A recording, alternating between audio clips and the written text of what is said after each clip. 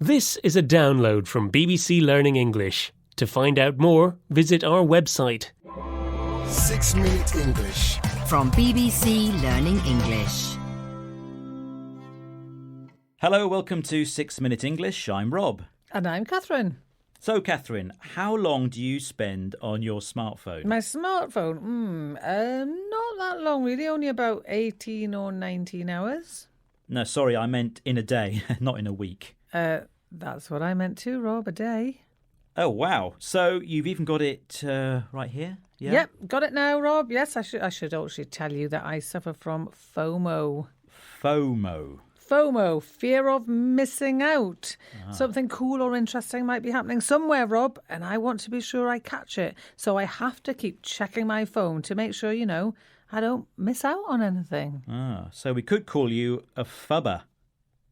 Hello? I said, so you're a fubber, someone who ignores other people because you'd rather look at your phone.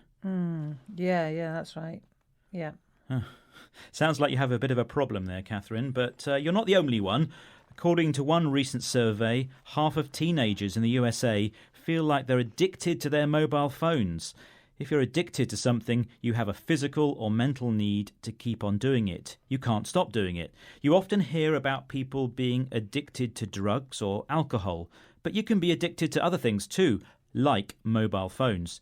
So, Catherine, do you think you're addicted to your phone? How long could you go without it? Catherine? Yeah. Oh, sorry, Rob. Yes. Well, I think if I went more than a minute, I'd probably get sort of sweaty palms and I think I'd start feeling a bit panicky.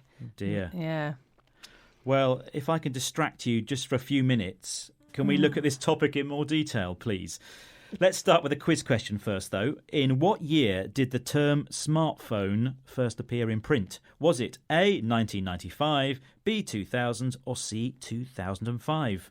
What do you think? Okay, you've got my full attention now, Rob, Good. and I think it's 2000, but actually, can I just have a quick look on my phone to check the answer? No, that would be cheating. Well, for you, maybe not for the listeners. Spoil sport. Right, Jean Twenge is a psychologist who has written about the damage she feels smartphones are doing to society. She has written that smartphones have probably led to an increase in mental health problems for teenagers. We're going to hear from her now, speaking to the BBC. What does she say is one of the dangers of using our phones? I think everybody's had that experience of reading your newsfeed too much, compulsively checking your phone if you're waiting for a text, or getting really into social media and then kind of looking up and realizing that an hour has passed. So what danger does she mention? Well, she said that we can get so involved in our phones that we don't notice the time passing. And when we finally look up, we realise that maybe an hour has gone. And I must say, I find that to be true for me, especially when I'm watching videos online. They pull you in with more and more videos, and I've spent ages just getting lost in video after video. Well, that's not a problem if you're looking at our YouTube site, of course. There's lots to see there. Yeah, BBC Learning English, no problem. You can watch as many as you like. Well, she talks about checking our phones compulsively.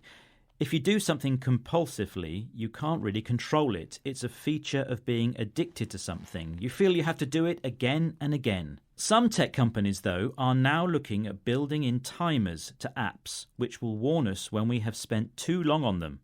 Does Jean Twenge think this will be a good idea? It might mean that people look at social media less frequently and that they do what it really should be used for, which is to keep in touch with people, but then put it away and go see some of those people in person or give them a phone call. So, does she think it's a good idea? Well, she doesn't say so directly, but we can guess from her answer that she does, because she says these timers will make people spend more time in face-to-face interaction, which a lot of people think would be a good thing. Yes, she said we should be using it for keeping in touch with people, which means contacting people, communicating with them, and also encouraging us to do that communication in person. If you do something in person, then you physically do it. You go somewhere yourself or see someone yourself. You don't do it online or through your smartphone. Which nicely brings us back to our quiz question. When was the term smartphone first used in print? 1995, 2000 or 2005? What did you say, Catherine? I think I said 2005 without looking it up on my phone, Rob. That's good to know, but maybe looking at your phone would have helped because the answer was 1995. But well done to anybody who did know that. Yeah, or well done to anyone who looked it up on their phone and got the right answer.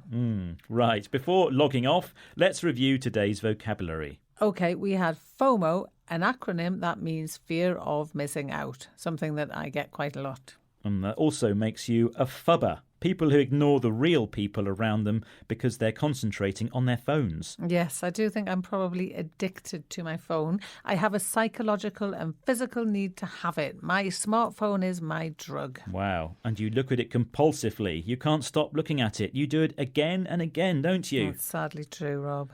To keep in touch with someone is to contact them and share your news regularly. And if you do that yourself by actually meeting them, then you're doing it in person. And that brings us to the end of today's programme. Don't forget you can find us on the usual social media platforms, Facebook, Twitter, Instagram and YouTube, and on our website at bbclearningenglish.com. Bye for now. Bye. 6 Minute English. From BBC Learning English.